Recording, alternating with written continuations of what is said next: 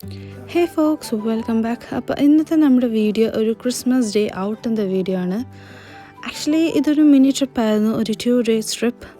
അപ്പോൾ ഡേ 1 നമ്മൾ ഓക്ലാൻഡിന് നേരെ നമ്മൾ 3 Sisters എന്ന് പറഞ്ഞൊരു ബീച്ച് സ്പോട്ടിലോട്ടായിരുന്നു പോയിട്ടുണ്ടായിരുന്നത്. നല്ല അടിപൊളി വ്യൂ ആയിരുന്നു, വെള്ളം അത്യാവശ്യം കയറിയിട്ടുണ്ടായിരുന്നു, സോ നമുക്ക് ഇറങ്ങാൻ പറ്റിയിട്ടില്ലായിരുന്നു. അവിടുന്ന് നമ്മൾ നേരെ നമ്മുടെ സ്റ്റേയിലോട്ട് വന്നു.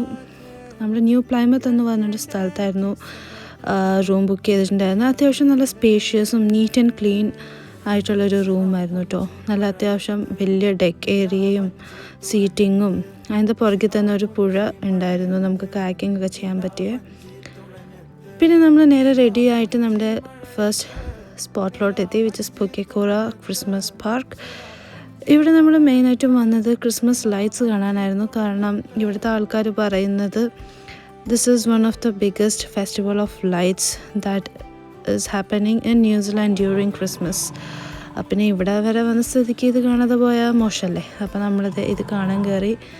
ഈ കൂർക്കം വലിച്ച് ഉറങ്ങുന്ന മനുഷ്യൻ ആരായിരിക്കും എന്നുള്ള തർക്കം ഇടയ്ക്ക് നടന്നിട്ടുണ്ടായിരുന്നു. ഞങ്ങളുടെ ഭർത്താക്കന്മാരിൽ ആരെങ്കിലും ഒരാളായിരിക്കണമല്ലോ ഇത്, അല്ലേ?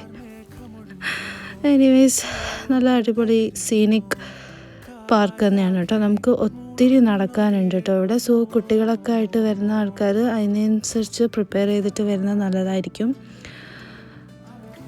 ഇവിടുത്തെ ഒരു പ്രത്യേകത എന്താണെന്ന് വെച്ചാൽ ഓരോ സ്ഥലത്തും വെറൈറ്റി പിടിച്ചിട്ടുണ്ട് കേട്ടോ. അവർ ഡിഫറെൻറ്റ് ലൈറ്റ്സ് വെച്ചിട്ടുണ്ടായിരുന്നു, നല്ല അട്രാക്റ്റീവ് ആയിരുന്നു. ആക്ച്വലി ഞാൻ ഓക്ലാൻഡിൽ തന്നെ ഒത്തിരി ക്രിസ്മസ് ലൈറ്റ്സ് കാണാൻ പോയിട്ടുണ്ടായിരുന്നു already, but this is something different. എനിക്ക് ഭയങ്കര ഇഷ്ടമായിരുന്നു കേട്ടോ.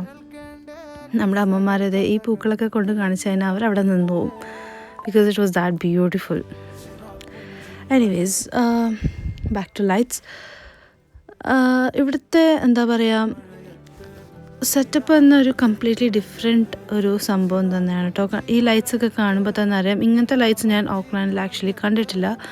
And this was one of my favourites. കാരണം ഇതൊരു ഓൾമോസ്റ്റ് ഒരു 2 minutes in the light show ആയിരുന്നു, which was really nice and magical. എന്താ, അമ്മമാർക്കും കുട്ടികൾക്കും ഒരേപോലെ ഇഷ്ടപ്പെടുന്ന ഒരു സ്പോട്ട് തന്നെയാണ് കേട്ടോ ഇത്. സോ ഇങ്ങനെ അവർ സെറ്റപ്പാക്കി എടുക്കണമെങ്കിൽ we really need to appreciate all those people who are behind this. സത്യം, കാരണം ഒത്തിരി എഫേർട്ട് അവർ ഇട്ടിട്ടുണ്ട്. ആൻഡ് എഫേർട്ടിൻ്റെ ആ ഒരു റിസൾട്ട് നമുക്ക് നേരിട്ട് കാണാനും പറ്റുന്നുണ്ട് കേട്ടോ. നല്ലൊരു അടിപൊളി സാധനം തന്നെയാണത്. സോ ആരും വിസിറ്റ് ചെയ്യാത്ത ആൾക്കാരുണ്ടെങ്കിൽ do come and visit this place. ഇതുണ്ടല്ലോ, ഒരു ഗ്ലോവും എഫക്റ്റും ഒക്കെ ഉണ്ടായിരുന്ന ഒരു സ്ഥലമായിരുന്നു കേട്ടോ. നമ്മുടെ നാട്ടിൽ പണ്ട് വെള്ളമൊക്കെ പമ്പ് ചെയ്തുകൊണ്ടിരുന്ന ഒരു മെഷീൻ ഉണ്ടായിരുന്നു, ആ സെറ്റപ്പൊക്കെ ഇവിടെ ഉണ്ടായിരുന്നു കേട്ടോ. അത് കാണാൻ വേണ്ടിയിട്ട് ഞാൻ നടന്നു പോവുകയാണ്. എന്താ പറയുക, നല്ലൊരു രസം തന്നെയായിരുന്നു. ലൈറ്റും കാര്യങ്ങളൊക്കെ വെച്ചപ്പോഴത്തേക്ക് പ്രത്യേകതരം ഒരു ബ്യൂട്ടി തന്നെയായിരുന്നു അതിന്. എനിവേസ്, എനിക്ക് ഈ ക്രിസ്മസ് ലൈറ്റ്സ് ഭയങ്കര ഇഷ്ടമായി. So it is A must visit place. അങ്ങനെ ഡേ 2 നമ്മൾ ഒരു ട്രെക്കിങ്ങിന് പോവാണ്, വിച്ച് ഈസ് അറ്റ് മൗണ്ട് ടെറനാക്കി എന്ന് പറഞ്ഞൊരു സ്ഥലത്താണ്.